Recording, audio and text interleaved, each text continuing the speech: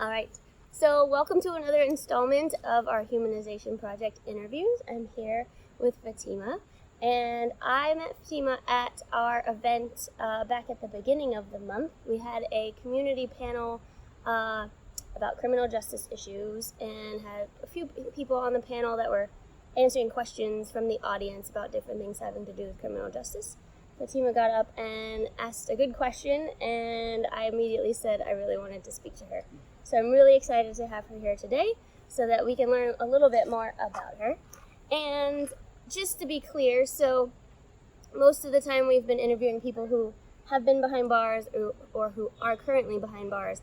And this interview I'm really excited to do because this is something I've wanted to start adding for a while. So Fatimah has not been either of those things. No. She is the wife to someone who is currently behind bars. And we're going to have a written interview with him as well, which I think is going to be really nice to have both of you. But I've wanted to do this because as someone who also has a partner behind bars, I feel like most people don't even consider the effects of locking someone up on their family. So when a person is locked up, you have their partner, potentially you've got their parents. You know, I cannot even imagine as a parent what that must feel like. And then you also often have their children, not to mention their siblings, their communities, all of their friends, everyone gets affected. So I think it's really interesting to get to hear the perspective of people who have loved ones behind bars so that the general public can start to understand what that feels like. Right. So let's just start out. Can you just tell me a bit about yourself? My name is Fatimah Muwahhid. My husband is currently at Sussex 2. We are legally and Islamically married. We are both Muslims. I have an 11-year-old son. I am 36 years old still. And, I've been experiencing, the Department of Corrections in the state of Virginia for probably about 6 or 7 years now. And I've seen an array of how it impacts families, as well as the people that are incarcerated, but their families from the outside too. I am a zone manager, so I juggle a lot, but I see my husband every weekend without fail, and that's pretty much my life. I work, I take care of my son, and I visit my husband, and I practice his law. So if you could describe, I always like asking this question of people, and sometimes it catches people off guard, but I think it's kind of fun to hear from people. If you could describe like your perfect day, what would that look like? I guess my perfect day as of right now would be the day that my husband comes home.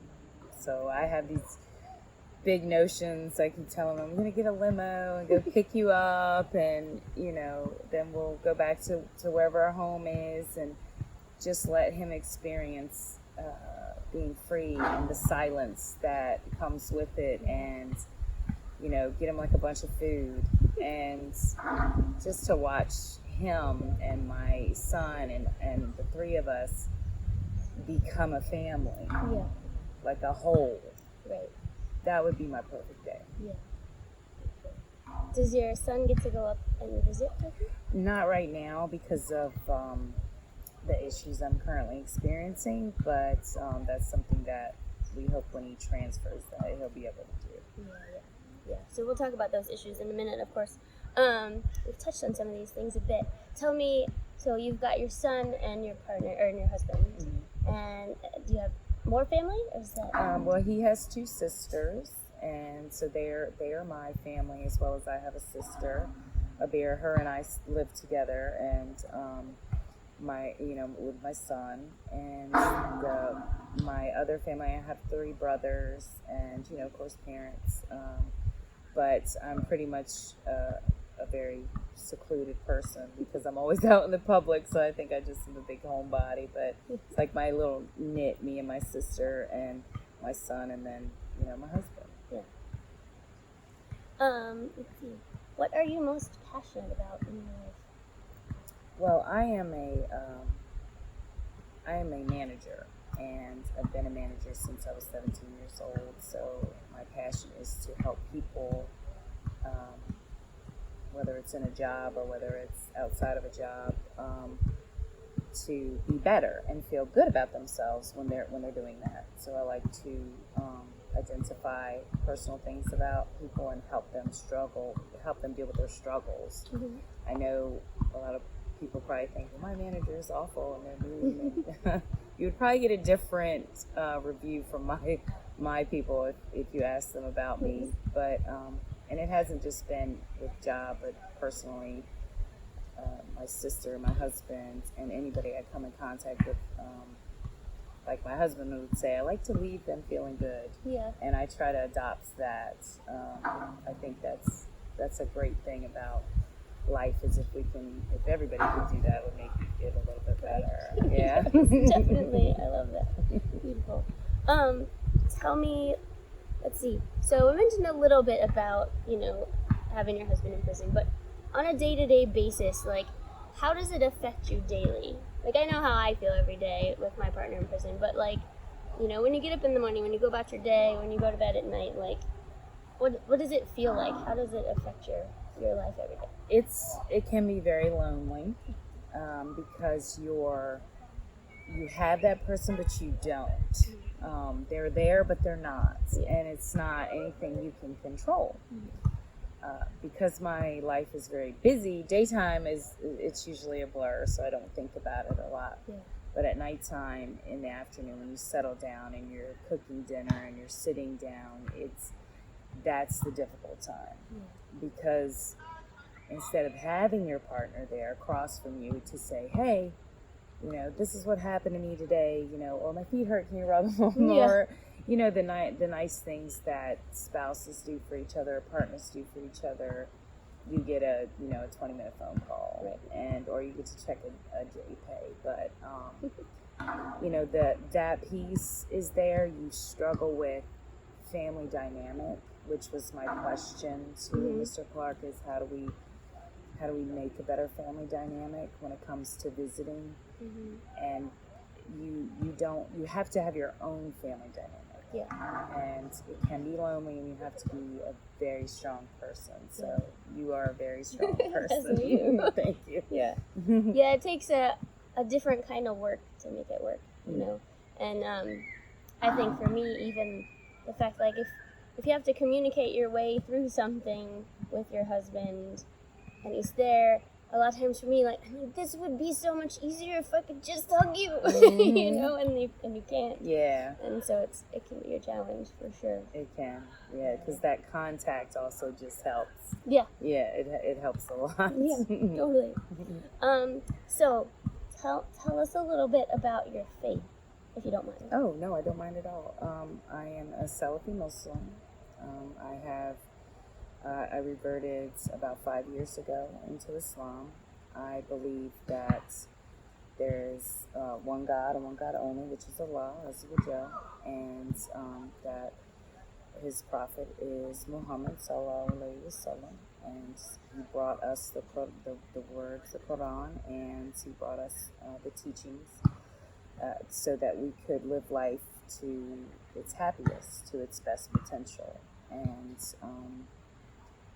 I used to have a lot of problems prior to Islam. I used to drink a lot.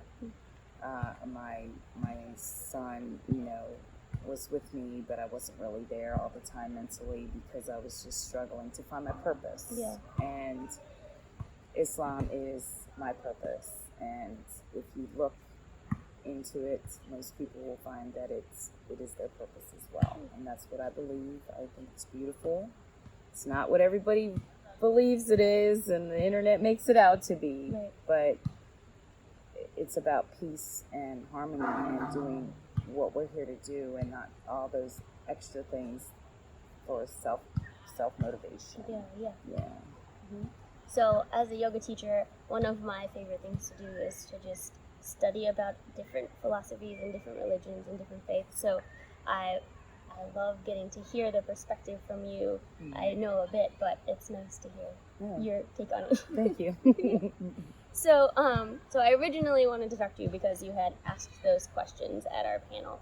And I wanted to hear your personal sort of story about the things that have happened to you. And so you asked about two different things. I hope it's okay if we talk about both of them. Since we're on your faith first, you had asked about the situation with the guys behind bars not being able to practice their faith every Friday. Is that correct? That's correct. Can you explain a little bit about what's going on with that? I can. They came out, I believe it was a couple months ago, stating that they could no longer accommodate everyone to be able to go to their religious services once a week. Originally it was they had a gathering for class once a week. Sussex was Tuesdays, and then every Friday, which is obligatory upon Muslims to go to service every Friday. And that's what they did. Tuesdays was class, Fridays was service. Now this direction came out from DOC and says that they're going to split everybody.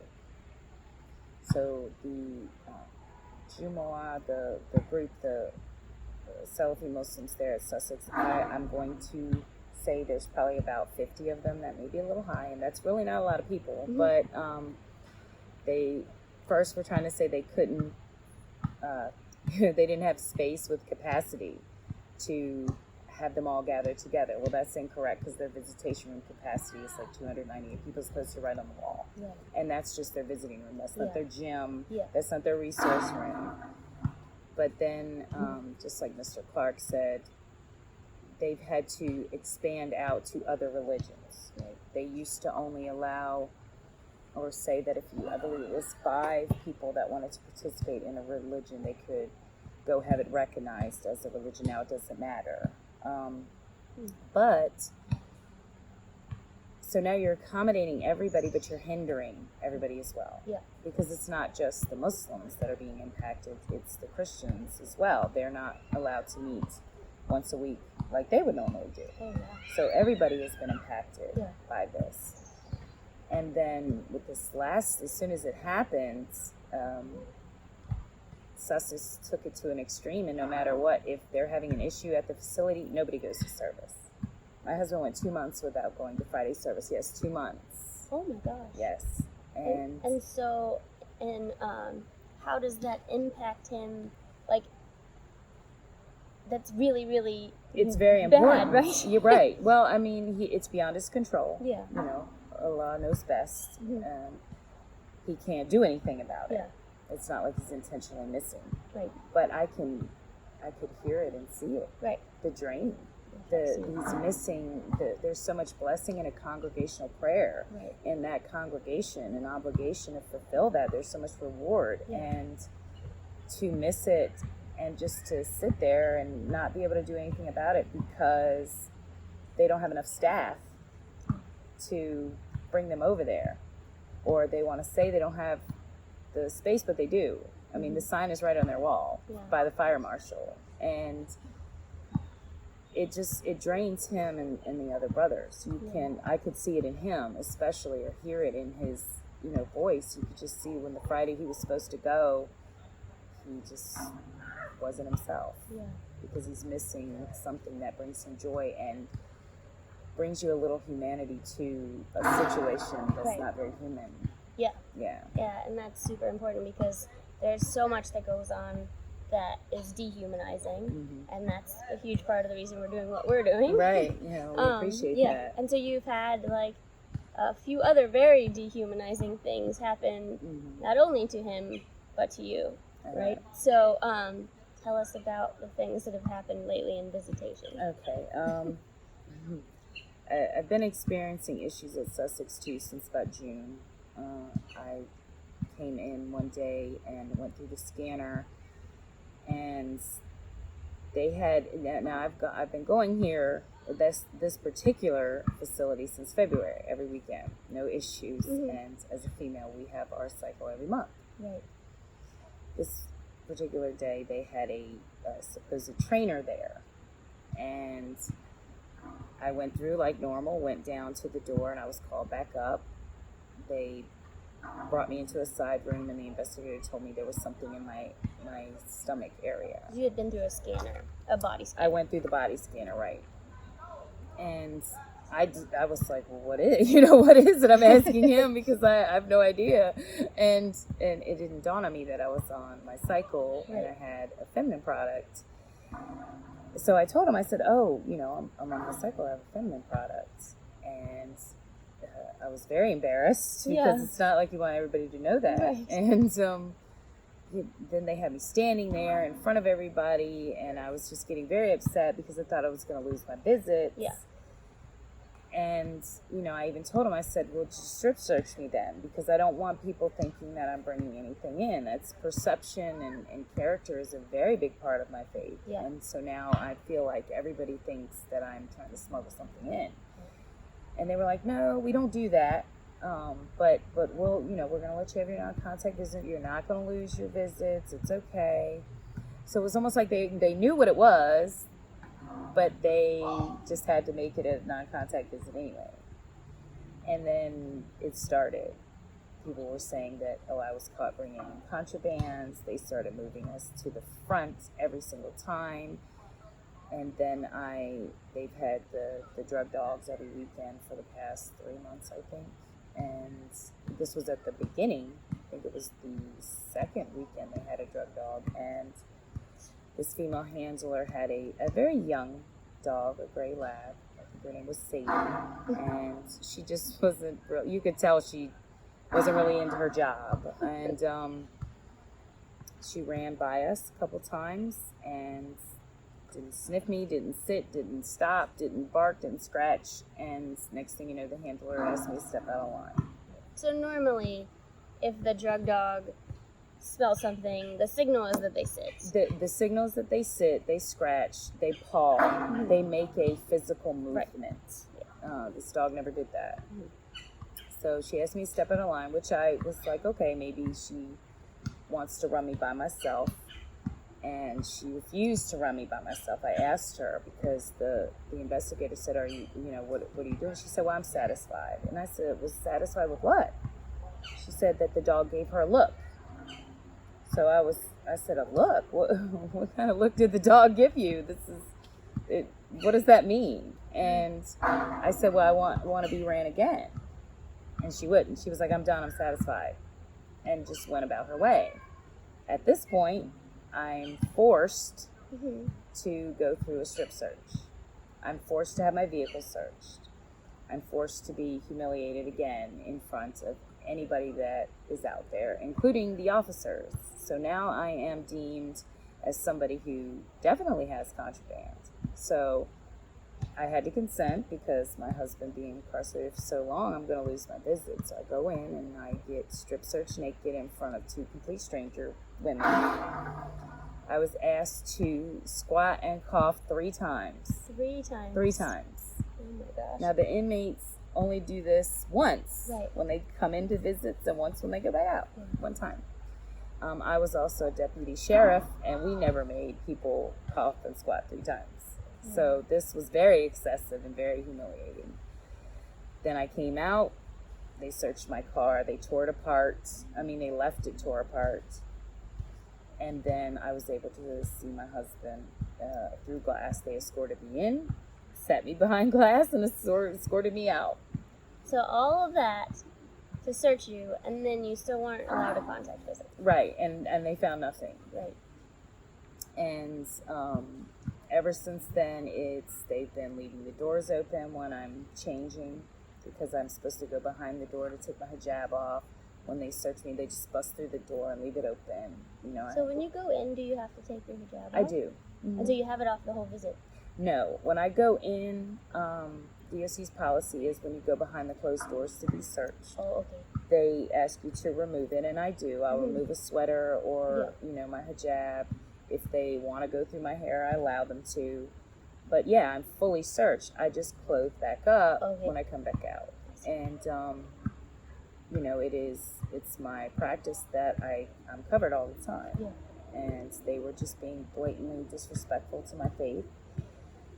Everybody is they make sure that they move my husband and I to a different location. They're always making comments and watching about following me. I've had them hold me at the door and call the captain to see if I'm allowed to come in. There's nothing notated.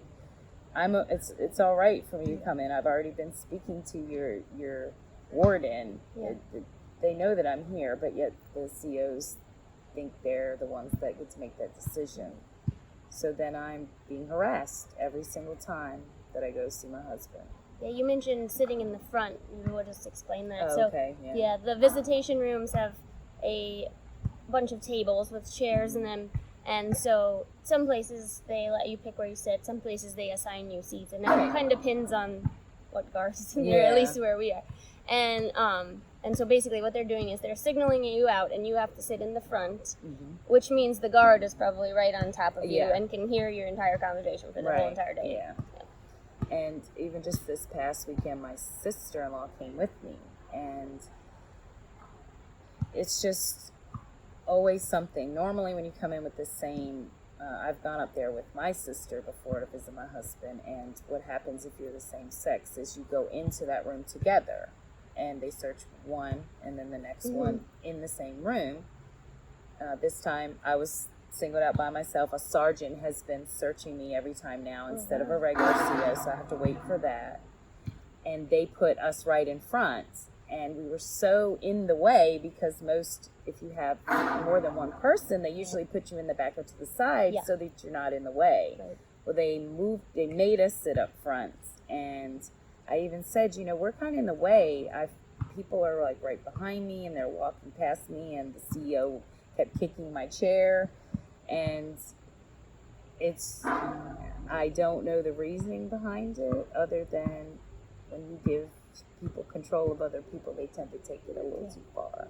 Yeah. But yeah, I've been experiencing a lot, and I've been trying to deal with DOC through their chains. The regional director did come and speak to me. He said that it would be corrected, and yet it has not. And now it's complete radio silence. And how long ago did it come to you? It was September, middle of September. Middle of August, excuse me. Yeah, middle of August. So it's been quite a while. Yeah. And I don't like to say that it's a discriminative thing, because I know there's other people that probably experience the same thing for whatever the reason is. But as I explained to him, I said the only thing I can see is what I see in the mirror, because I'm the only person that looks like this that comes up here that you do this to. Yeah.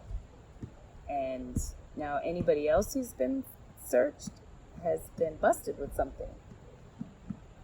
To my knowledge, I'm the only one that's been searched and we haven't found anything.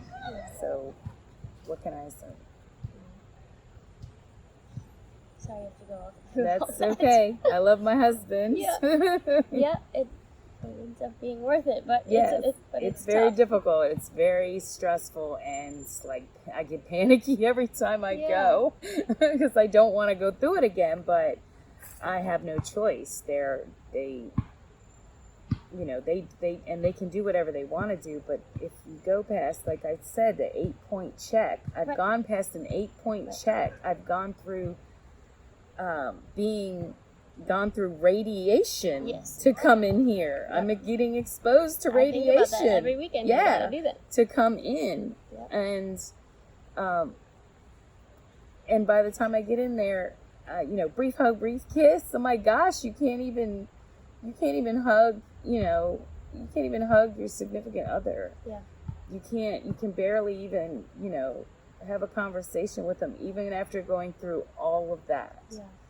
And that's why my question was so important, is how do I keep my family going? I'm going to go through all your security measures. Mm-hmm. I understand the purposes for public safety. Yeah. But I'm still a citizen. And now that I hit the door, you treat me like an inmate. Right. You treat me like a criminal, and I haven't done anything. Yeah. And I can't even, and people inside are still human. Yes. That's what they've lost. Exactly. They think that you're in prison, you're like a dog in a cage, doesn't matter. Mm-hmm. But they're still humans. We all make mistakes. A lot of people have made mistakes that they could be incarcerated for. They just didn't get caught. Yes. And the reason for prison is for correction and rehabilitation. If you want to look at them like they're continued criminals or like they're trash, then how do you expect them to change? Yeah. Yeah, and it's really sad. It's hard for family, I understand, to try to keep it as family oriented as possible in that type of environment, especially the way Virginia DOC is right now. Yeah, that's great. Anything else you want to add? I don't know. I'm not here to say, well, it needs to be corrected this way. I don't know how to correct it. Yeah. I understand that, being an officer is not an easy job. It's not easy being put in that type of position. But the training and the type of people that they hire, they don't train them. You can go on the state site and see how much the upper management of DOC make, and it is ridiculous compared to your COs. It can be ridiculous in the way that they train. They don't train them about humanization. Yeah. They train them about that no matter what, they're all criminals. They speak about their reentry initiative. Okay. Your reentry is fine to the people that are within a small time frame of going home. That's when they focus on it. But they give no concern to the ones that may have to live their life in an institution. Yeah. And to be able to do that as humanely as possible, their people treat them like animals. And it's okay. And just like Mr. Clark saying that, it's done, by the book and in the most respectful way at all his institutions. Mr. Clark doesn't run those institutions. And though he's been doing this for a very long time and he probably has a good hope for that, there is a lot he does not know, or either he chooses not to see. And that's really what it is. They need to go in there and actually see where the problems are and correct them. They need to understand that you can't let correctional officers treat human beings like pieces of trash. And that's what's going on at DOC. So maybe this will help anyone out there see that there are people involved in this. We all make mistakes. They are being punished for their mistakes severely. They're away from everything. Yeah. And their families take the biggest brunt because it's expensive, it's time consuming, it's stressful, and you have absolutely no control. And that's not just from an inmate's standpoint, that's from the family. The family has no control. I have no control. Right. I had to go through that to be able to see my husband. Right. And you're constantly under the threat of them deciding to pull my arbitrarily that you can never see him again. Right. And that's scary. It is. And so you have to do whatever they're asking you to do. And it's really awful. It is. So I hope this gets some information out there to people, and they see that it's broken. There is a way to fix it. I don't know how, but I'm sure with a little bit of investigating and not assuming that it's great when it's not, then maybe there could be some correction in that process. Yeah. And I think there are a lot of people who have the knowledge of many amazing ways that it could be fixed, and there are examples from other states where it is different. Yeah. And it could be different. So I think things can be done. We just have to start getting all of our stories out and making people realize what's going on. And hopefully it'll start to shift. I feel like it is. I hope so, because I've been seeing a lot of talk about different counties in Virginia going to non-contact visits altogether. And therefore we'd be Skyping or video visiting. And so therefore you're taking somebody who gets little to no human contact, hardly, and give them absolutely none. Yeah. but yet your initiative is re-entry into society. So I do hope that isn't something they think. And then again, it's 50 cents a minute, just so everybody knows. That's a big impact on the family. Let's pay 50 cents a minute to see our spouse for 20 minutes. On a Skype thing. On a Skype. Yeah, that's one thing I think people don't realize. You mentioned a couple times is the expense. Mm-hmm. And so, sometimes I think you hear in pop culture to like, oh, the guy's got like free meal and a roof over his head because he's in prison. And like, no, it costs money. It does. Like, we have to pay so much just to talk on the phone. Yep. You have to pay to email. Yep. It's crazy. Like, and then just for them to have a cookie, you have to pay the expense of these holiday packs, just so they can have a treat. You know? Depending on where they are, the food they're fed might not be quite edible, or they may not get it. And so you have to pay for them to eat, basically. And then they're eating, like, say, cookies or ramen noodles, soups. So the expense gets crazy. And there's so many, as you know, there's just so many aspects that people don't think about that go into the whole thing. But I really thank you for sharing your story. Thank you for having me. I appreciate it, and thank you for asking such broad questions. I appreciate being able to explain, myself and my family and my husband in totality. Thank you very much. Yes, I appreciate it. No problem. Thank you.